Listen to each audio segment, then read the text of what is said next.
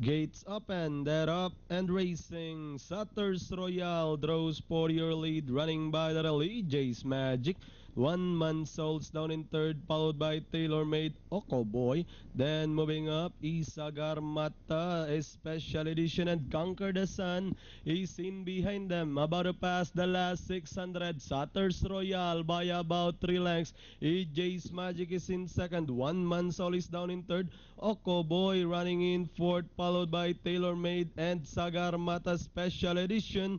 And a long way back to Conquer the Sun as they head towards the home stretch. Now we have Sutters Royal. Jace Magic is in second and Dottie outside. Moving up is Oko Boy and One Man Soul Tailor Made and Special Edition.